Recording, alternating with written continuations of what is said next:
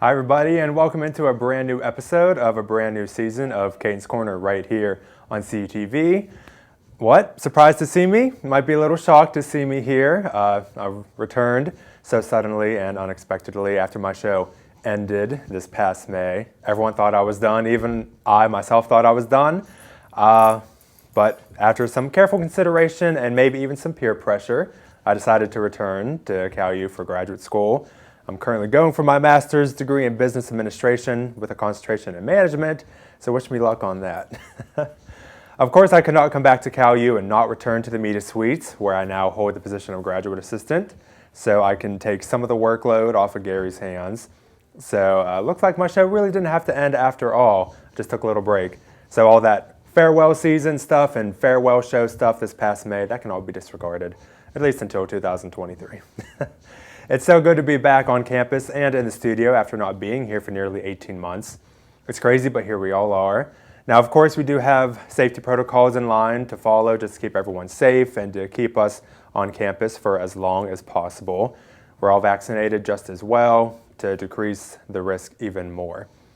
We also had to make some changes to our sets, as you've seen. We just put more space in between the chairs, and we have a capacity on the number of guests allowed in the station as well. And of course, when we're not filming, we all have our masks on too. It's a pain to follow these safety protocols, but we're willing to comply just to keep us bringing new content for all of you here on CUTV. So for those of you who are keeping track at home, and if you saw the opening graphic, this is season number 6 of Caden's Corner. You heard me right, 6 whole seasons, because we count seasons by the semester here. I can't believe that this show has been on the air with CUTV for over 2.5, almost 3 years now. Who knows, I might just make it to season 10 by the time I'm done here. If you were to tell me almost 3 years ago when this show first aired that this small show featured on a small platform were to produce 6 whole seasons, I would have thought you were crazy. Obviously, there will be more seasons to come as time moves on because it will take about 2.5 years to accomplish the work for my master's degree. Now, if I am correct, I believe Caden's Corner is considered the second longest running student show in CUTV history. I know High School Roundup is considered the first longest because we just started season 22 last week. High School Roundup and I are the same age, 22 years old. That statement probably makes Gary feel a little older. Sorry, Gary. But otherwise, I have a lot of fun putting on the show, and I hope you all have a lot of fun watching this show in return. We all strive and work hard to deliver exciting content to the fans. We have got another great season in store for you with not only my show, but other shows as well, including In the Club, which we just started back up after almost 3.5 years, High School Roundup, The Coach Dunn Show, and any other show that will be produced this fall semester. So stay tuned for all future shows. It's definitely going to be worth it. All right, it's time to move things along and move into our first segment of the show. This is usually the time I would introduce another installment of Memes of the Week, but I'm going to introduce a new segment here on Caden's Corner. With this being my 6th season, I thought it would be time for something new and something fresh. After all, we've looked at memes for over 2 years, and not that memes aren't exciting to look at, it's just no one ever sent in a meme for me to look at when I asked them to. No shade here. But typically this show is filmed on a Thursday, so I thought it would be fun to introduce a new segment called Throwback Thursday. Everyone knows the hashtag TBT, Throwback Thursday. And basically, just gonna look at some pictures or videos from the past and reminisce or cringe at the same time because I like to look back, reflect on memories. So let's go ahead and take a look at the first one. This is a baby picture of me with my sister from 1999 or 2000. I can't remember that. We'll see the next one. This is me and my mom, I believe 2007, 2008, early 2000s. So you can see how far along we've come. Let's see the next one. This is me from high school, 2014. I don't know who took that picture of me, but I will find out who and give them a piece of my mind. Let's see the next one. This is from this past May, my sister's wedding. That was a lot of fun. Didn't get as drunk as I wanted to, but otherwise it was a lot of fun for that wedding. Let's go to the next picture. Friendsgiving, who could not remember Friendsgiving from 2 years ago when life was normal? And I want to point out Peyton's short hair in the background. And I believe this is the last one. We're talking about the season 6 premiere. Now you look back, this was over 2 years ago, season 2 premiere. So yeah, that concludes this installment of Throwback Thursday. And of course, I'm going to put this out here. If you have any pictures or videos you would like me to include in this segment, so we can all throw back, send them to my email, cat7359@calu.edu, or don't. But, well, I know we just started. I would send it into commercial, but let's just introduce our first guest, because one of our guests is very jumpy at the moment. But I'm excited to have them both here. CUTV royalty is in the house. Everyone please welcome JR and Sally. Say hi. Say hi. Good girl. So, JR, you're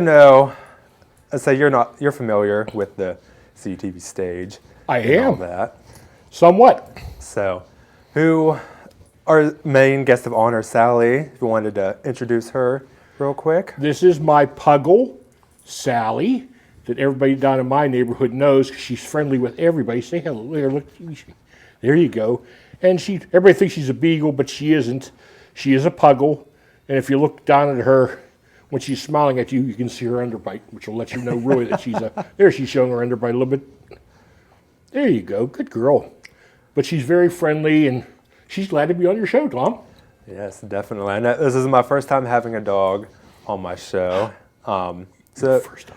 Sally, I'm sorry you're the second dog on the show, but we can make exceptions. But otherwise, JR, the main reason you're here to talk about this, I'm going to wing it here, the scholarship, I believe. Yes. So if you wanted to talk Years about and that. years ago, Tom, when I was here working, and Gary and, because CTV's been around now since 1986, so it's been around a long time.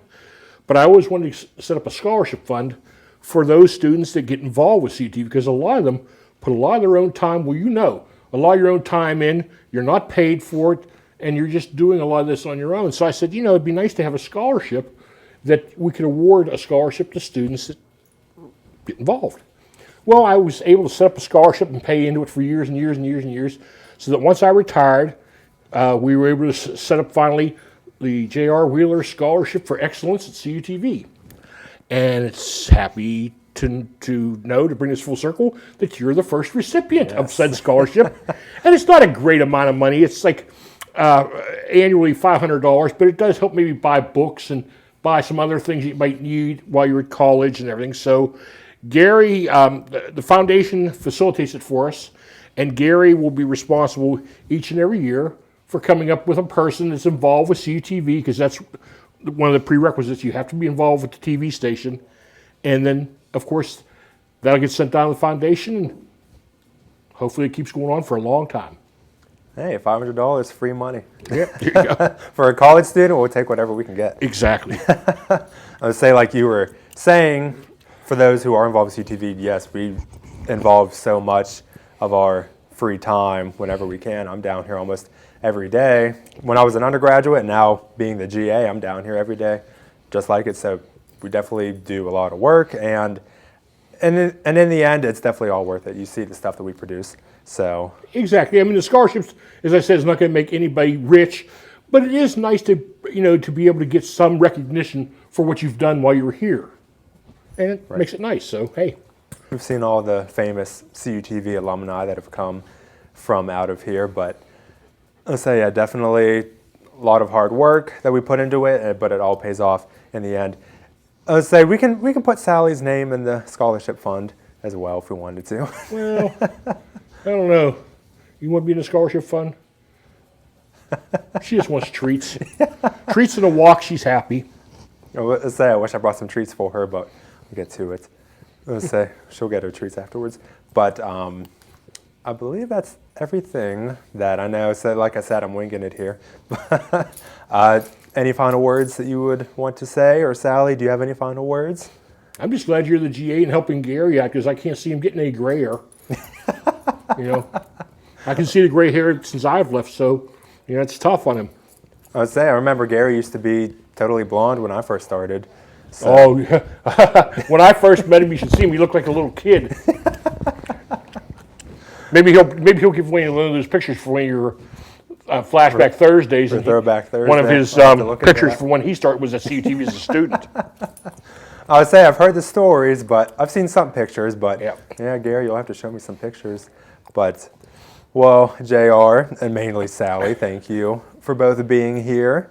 I know, Sally, you have a very busy schedule, so could appreciate both of you coming in. Right. Yes. Yes. You happy? She's happy. Well, all right, we will take a quick commercial break, and we will be right back after this. Stay tuned. Looking for something to do? Then don't miss the 2021 Health Fair. This year, the Health Fair will be on Wednesday, October 6th in the Convocation Center Arena from 11 a.m. until 2 p.m. There will be free STD testing, a blood drive, prizes, free health screens, flu and COVID vaccines, giveaways, and much, much more. Don't miss the excitement. Be at the Convocation Center on October 6th for the 2021 Health Fair. The Caillou Cupboard connects students to information, services, and resources both on and off campus while providing free items such as food, school supplies, personal hygiene items, and more to our students. Visit our 2 locations at the Vulcan Village Clubhouse and Atali Student Center, or for a contactless option, visit bit.ly.com/Caillou Cupboard to request food or give donations. For important Caillou information, community resources, and our how-to series, follow at Caillou Cupboard on Instagram and the campus-wide announcements. Okay, Daddy, Dr. Elmo says you're healthy. Oh, well, thank you. Our children and families want us to be healthy. That's why I and lots of other grown-ups got the COVID-19 vaccine, so we can stay healthy and get back to the moments we miss, like seeing our friends and family. Here you go, Daddy. For a healthy checkup, a sticker. Oh, thanks, son. With free COVID-19 vaccines, sunnier days are ahead. Visit getvaccineanswers.org. Vulcan Volleyball is back, and you can catch all the action with CUTV and the PSAC network. After a year away from the court, the Vulcans are set to try and get back to the top of the PSAC. A full slate of action versus such PSAC opponents Gannon, Mercyhurst, Edinburgh, Clarion, Seton Hill, Slippery Rock, IUP, and Pitt Johnstown. Every home game will be live on CUTV Sports 1 and the PSAC network.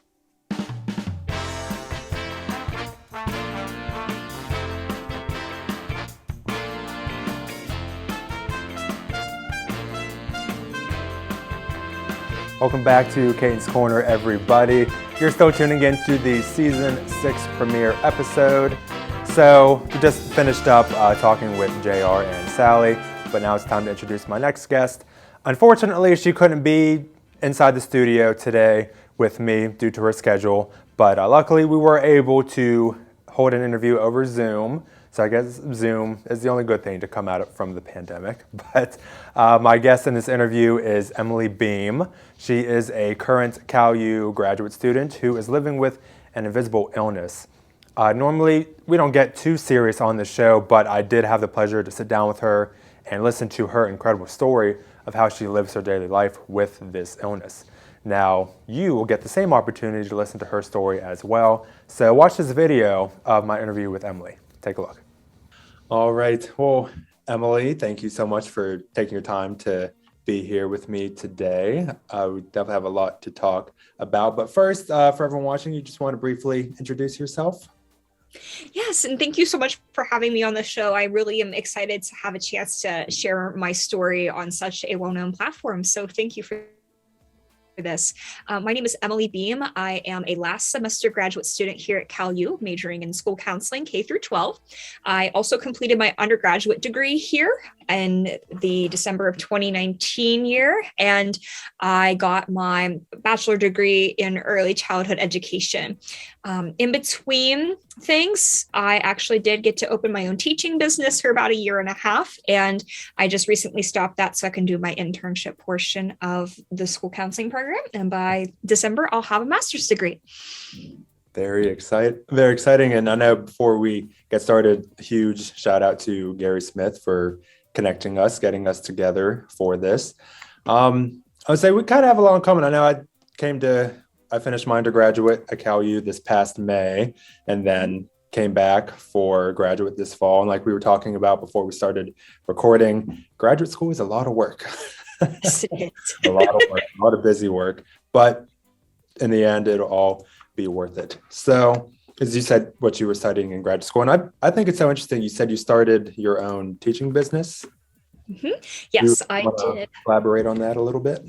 Absolutely. So I had my own teaching business called Learning with Emily from January of 2020 through the end of June 2021. So it, of course, started out in person. And then when COVID-19 hit in March of last year, that went completely virtual to where I was teaching one-on-one students, groups online, those types of things. So I did tutoring, piano lessons, some mentoring and organizational skills, emotional awareness, just kind of a little bit of everything. And at one point, I believe I had 27 individual students that I was seeing each week.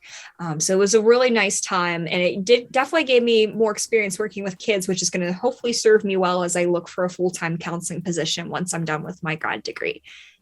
I know definitely switching to online when the pandemic first hit.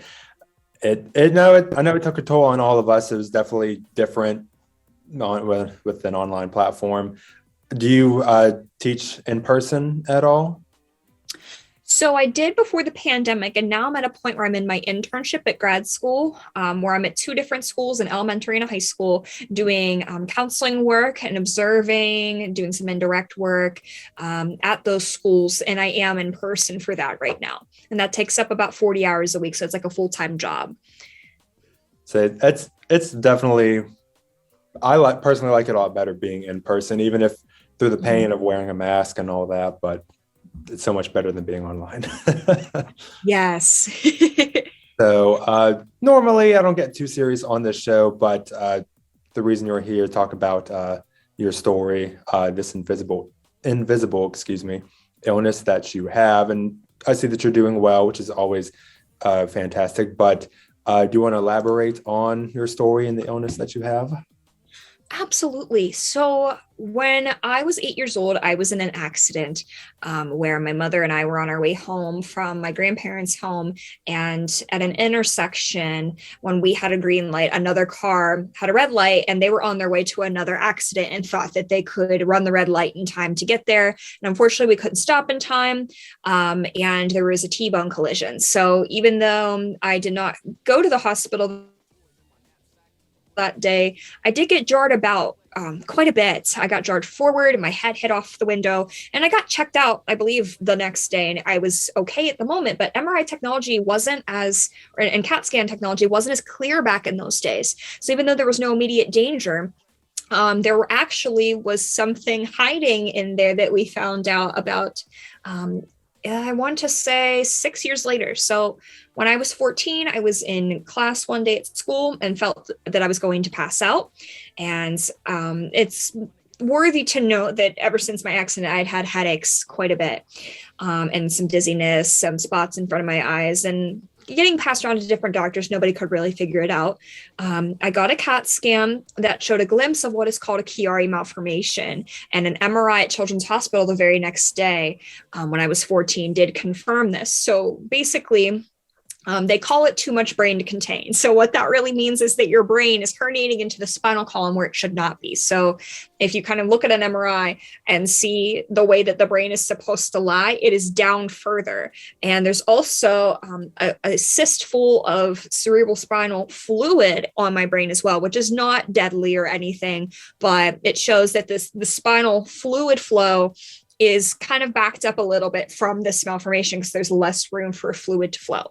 And from that point, even though this part took 7 years to solidify, we just found out last year that I actually also have a low-lying tethered spinal cord, which is causing some damage in my back. And I was born with both of these things, but they actually are starting to wonder if the accident jarred symptoms, because you can be asymptomatic. So we're at that point where we're figuring things out piece by piece, but all this chronic suffering and new symptoms I seem to get each year is no longer a mystery. It more or less is explained now, and it's definitely served as an obstacle in a lot of areas of my life. So that's kind of the gist of the diagnosis.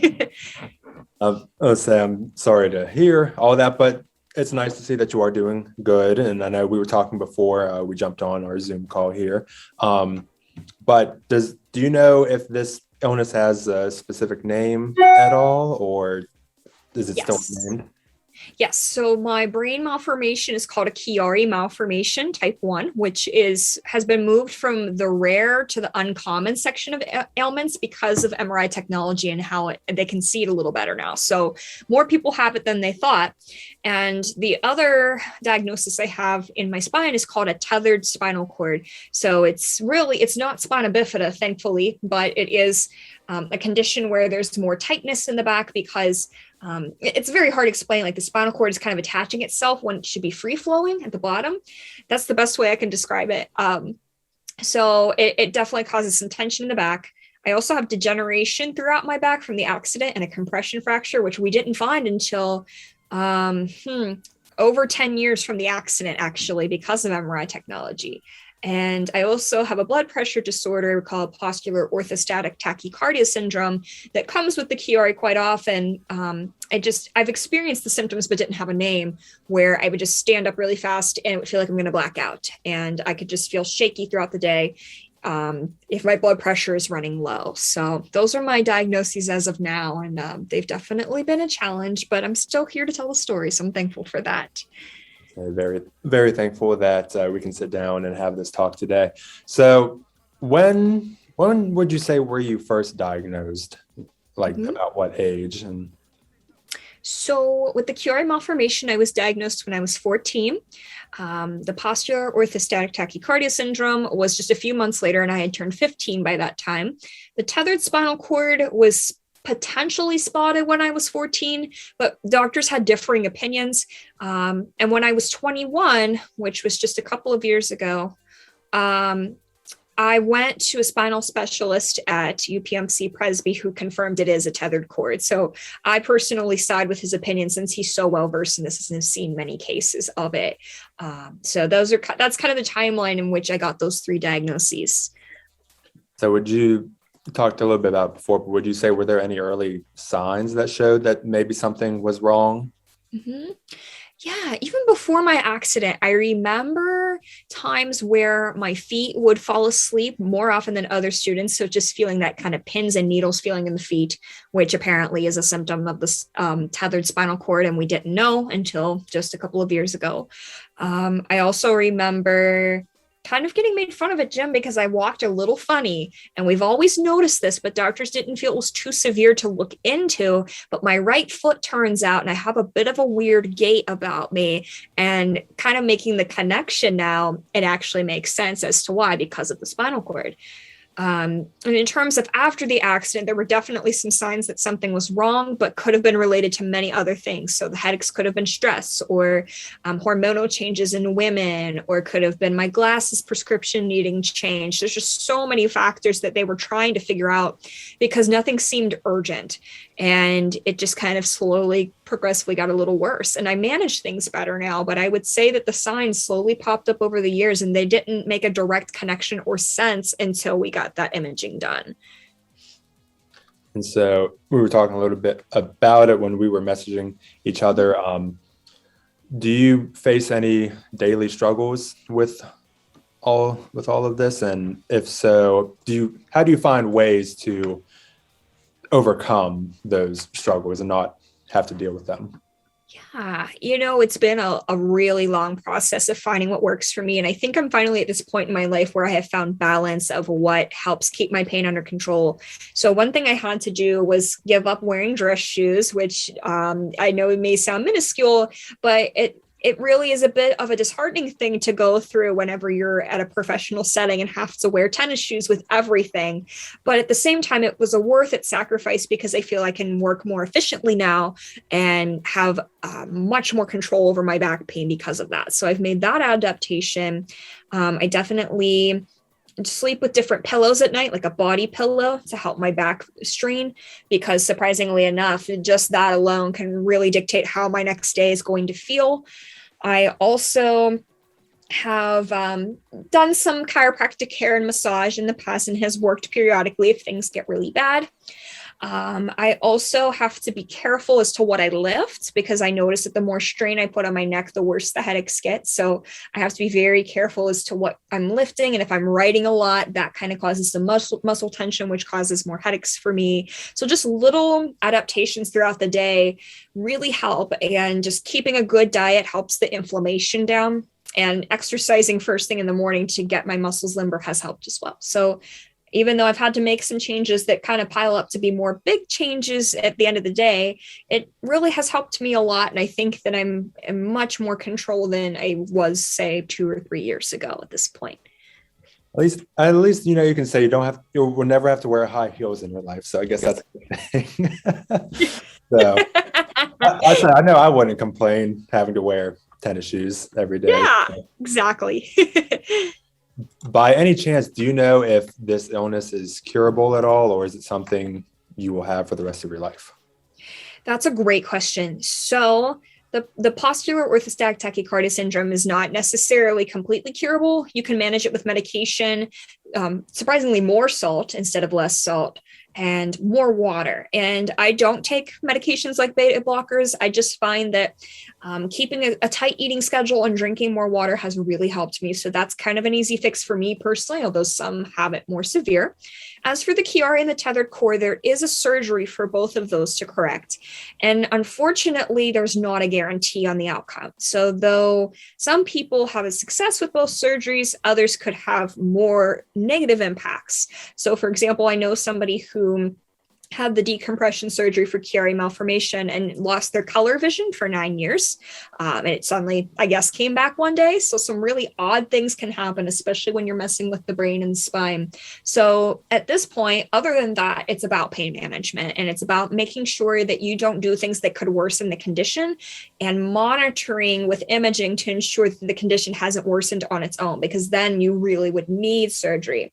Thankfully, in my case, I have had stable imaging over the years. Even though we found some extra things in my back, it mainly is due to the fact that the imaging is more clear and doctors don't believe that I've had progression in either condition. So we just continue to monitor and manage the pain levels. And if anything changes, then we revisit. But as of right now, things look pretty stable. So although there's not a set cure, the management part is key for me to have a more successful life and to thrive. That's good to hear. So you definitely would agree that you have some homemade remedies to help ease the pain. So that's always good to hear. So despite this illness, do you try to maintain a positive outlook on things in life?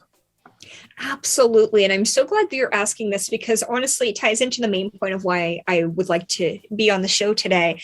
I feel that this has made me more empathetic and compassionate towards others, especially with ailments such as mine or, having a chronic illness in general. So I feel that I now have a heightened sense of what others might be going through or the fact that you never know what somebody's fully going through, especially since just by looking at me, other than the tennis shoe thing, you can't really tell I have these issues because it's not visible to the human eye. Unless I verbalize that I'm in severe pain, it's not something that anybody would normally take a guess at. So I feel that this has given me a more positive outlook to be thankful for where I'm at and that things aren't worse, but also to validate my struggles and the struggles of others and provide that compassion and empathy that they deserve and to give them a voice, because sometimes those in the chronically ill community can feel like people don't understand what they're going through and that people aren't maybe providing that care that they long for. So I think that this is a battle that has been given specifically to me and to make something positive out of it. And I think that's one of the main reasons I've gone into counseling, because now I have a more heightened sense of awareness about others. And it has, even though it's had its negative times, I've come through them stronger. And now I'm here to be able to tell the story and encourage others that, something positive can be made out of the worst things in life. And I'm finding ways to continue to navigate things and to make an impact on others despite what I've gone through. So to answer your question, yes, I think I have a much more positive outlook now. And even if things do get worse, I think I will continue to rise above because I don't want to let this beat me. So, yeah. A great look on that. Even sometimes life can knock us down. I know we can always find a way to get back up there's always light at the end of the tunnel. Talking about staying on the subject of positivity, is there anything specific that you remind yourself of from day to day? Anything positive just to keep you in a good headspace? That's a great question. I wouldn't say that there's one specific mantra that I use each day, but in general, whenever I'm thinking more positively about things or trying to pull myself out of a bad day, I do like to remind myself that I've made it through 100% of the bad days I've had in my life so far. So even though there were times where I wasn't sure what was going to happen and had a lot of uncertainty, especially regarding my health, I feel that I've made it through all of that. And some of the toughest battles of going back and forth to Children's and not having answers are behind me at this point. And while there may be some other challenges ahead, I now have the tools and understanding to know that I've made it through all of that and have continued to thrive. So I think having that as a motivation and seeing the other end of a bad time, seeing that light at the end of the tunnel really serves as a motivating force for me to continue to do what I'm doing and to keep a smile on my face as much as I can. That's great to hear. And before we wrap up this interview, any final words you would like to say? I just want to thank you again so much for this opportunity for me to be able to speak to all the listeners, especially those who may be at the CalU community, because I know how hard it was for me to navigate college life, especially with a chronic illness. So I just want to say to anybody that's listening that may be dealing with anything in their life that's serving as an obstacle to their work or to their schooling, just know that you're not alone and that with the right tools and supports, you can get through whatever life throws at you. And I feel that I'm here to be able to tell the story that I'm thriving now. I've found ways to thrive, and I feel incredibly grateful for the people that have helped me through. So just know that you're not alone, and you can do this. It's definitely a great way to end out interview. Emily, again, I want to thank you so much. Whenever your schedule is free, feel free to come on down to the studio. You're always welcome back anytime. Again, another shout out to Gary Smith for getting us together to talk about this, because like I said, I normally don't get too serious, but when I heard your story, I know I definitely wanted to have you on and talk about this. So Emily, I want to, again, thank you for coming on and thanks for your time. Thank you so much. I really appreciate it. All right. Thank you. Such an incredible story of how life can sometimes bring us down, but we can always find a way to fight back and overcome it. I know it was a long interview, but definitely so much to talk about. But thank you again so much, Emily, for sharing your story and your time with me and with others. I greatly appreciate it. And like I said, you're always welcome anytime on my show. Well, that concludes this first episode of Canes Corner of Season 6. We're out of time. Unfortunately, I know how much time we like to spend here. But that is it for today. I'd like to thank all my guests, Emily Beam, JR, and of course, our guest of honor, Sally. I'd like to thank everyone working in the control room, Gary, Johnny. I remember and I know how to say thanks to everyone working in the control room. But that is it. I'll be back with a new episode in 2 weeks. So until then, stay safe, stay 6 feet apart, and stay beautiful. Bye, everybody.